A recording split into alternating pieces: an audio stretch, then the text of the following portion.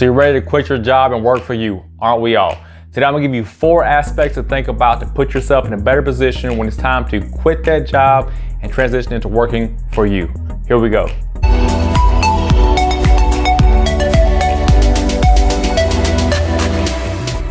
Hey guys, welcome back to REI Simplified. I'm your host, Adam Johnson, where we break down complex real estate situations and scenarios for people like me and you, the beginning investor.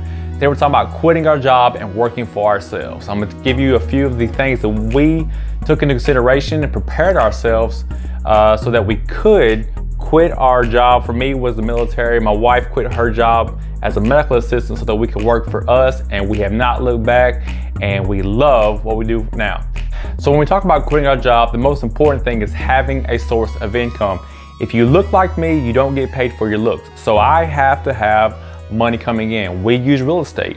So whether you want to use real estate, whether you cut hair, you bake cakes, you mow yards, whatever you do, you need a source of income to supplement your expenses every month. So first thing first is creating that source of income, that side hustle. Again, no matter what you do, I recommend doing something that you're passionate about, because you're trying to not create a job for yourself, but you're trying to create a legacy, something you can hand down for generation after generation. So think about what you want to do. Don't quit your job just for the sake of working for yourself. Have a plan and make sure it's something you love to do. Again, for us, it's real estate. I love it. I started this channel so I can help more people get into real estate. It's a beautiful thing. It's rewarding, and we love it.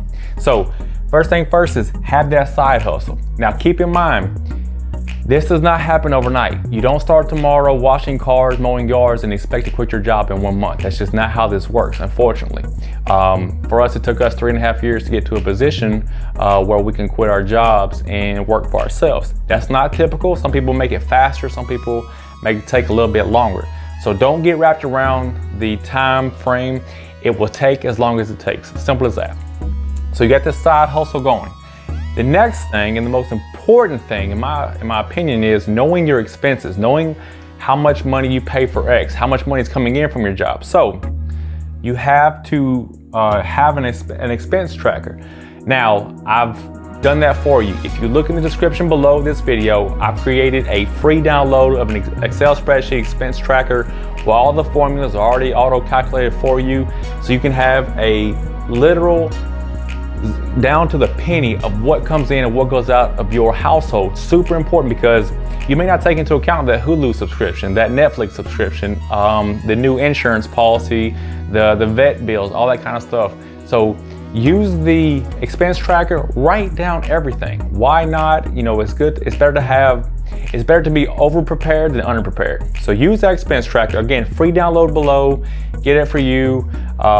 Show it to your spouse. You guys can be on the same page, and it will really help with the transition from working in the 9 to 5 into working for yourself. Let's get to the third aspect, which is savings in your bank account. Now, why is this important? You have to have a rainy day fund, okay? You're quitting your job, you're working for yourself. You need to have that little rainy day fund so that, God forbid, something happens, you have a slow week, slow month in your new business, you can still be able to stay afloat, take whatever's coming your way and be prepared for the next month because you're still in business. Now, conventional wisdom says you should have at least 3 months worth of expenses in your bank account. Now that's great, that's in a perfect world. I'm gonna say you need to have at least 1.5 times your expenses in a bank account, okay? So here's how the math works down. You're gonna download that expense tracker we talked about earlier. You're gonna fill in all your expenses. You're gonna have that total amount, okay? Let's just say, for an example, that my total expenses every month are $2,000. That's my mortgage and or rent. That's my vet bills, my insurance, my car bills, whatever. So I pay out $2,000 a month in expenses. So $2,000 per month is my expenses. So easy math is, I want 1.5 times that into my bank account. I'm gonna say 2,000 times 1.5, 1.5. That's gonna give me $3,000. That is what I recommend having in your bank account before you quit your job if your expenses are $2,000 a month. Use this formula. Again, use the expense tracker, get your number, save that number total times 1.5 months, 1.5 times, and that's what I recommend having in your checking account or bank account before you quit your job. All right, so we talked about having your side hustle, money coming in, knowing what your expenses are, and we also talked about what you should have in the bank account. Now, the last thing I'm gonna talk about is the most important in my opinion, and that's being mentally strong for what you're about to go through, okay?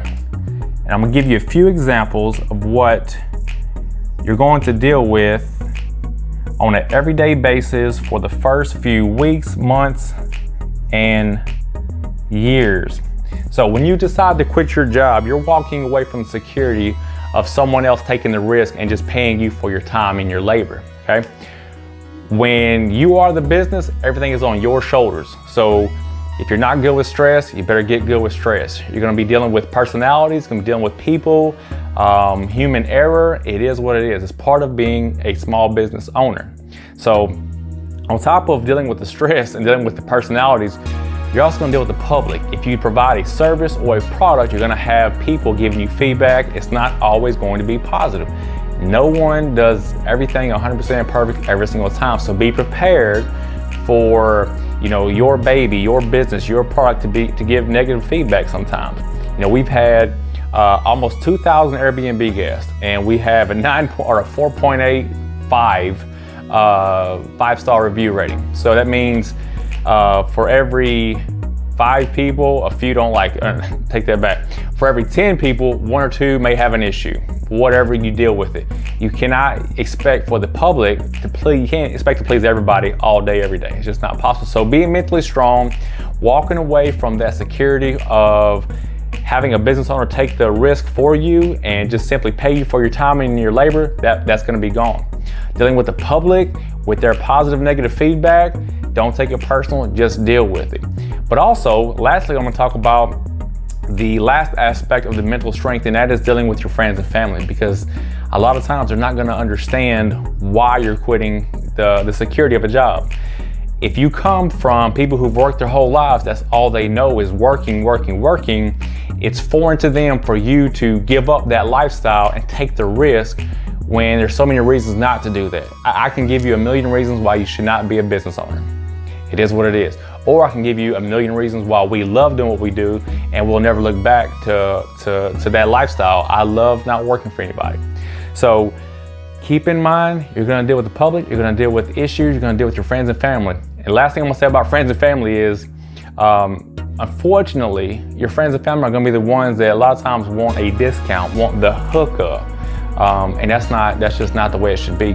Your friends and family should support you in any way possible.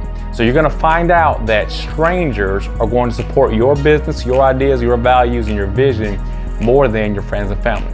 So that's it, guys. That's a quick rundown to help you get prepared before you quit your job. Again, you're gonna have that side hustle. You're gonna use that expense tracker. You're gonna know what money comes in, what money goes out, and what you need to have in your bank. You're gonna have at least 1.5 months worth of expenses in your checking account. That's just my recommendation. And then lastly, you're gonna be prepared for the mental, beat down for a little bit, for the struggles, for the mistakes, for the issues, for the negative feedback. Don't take it personal, keep on going. Take that criticism as constructive criticism. Make yourself better, make your business better, make your product and your service better, and keep on going. After 3, 4, 5 years, you're gonna look back and be like, oh my gosh, you know, it was tough for a few months, few weeks, but now we're coasting. That's where we are in our business. It was hard for a little while. It wasn't easy from day one. We made our mistakes, as will you, but you're gonna be in our shoes one day where you love the life that you've built and you answer to yourself. So that's it, guys. My name is Adam Johnson. I'm the creator of this channel, REI Simplified. If you have not already subscribed, please share with a buddy. Why not? It's free. Until the next video, I look forward to seeing you guys out there. See you later.